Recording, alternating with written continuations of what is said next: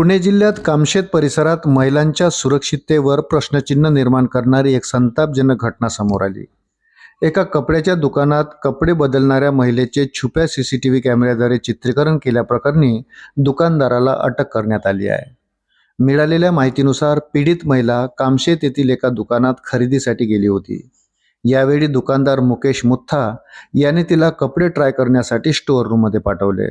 त्या खोलीत CCTV camera आहे हे माहीत असूनही आरोपीने जाणीवपूर्वक महिलेची गोपनीयता भंग करून तिचे अश्लील व्हिडिओ रेकॉर्ड केले।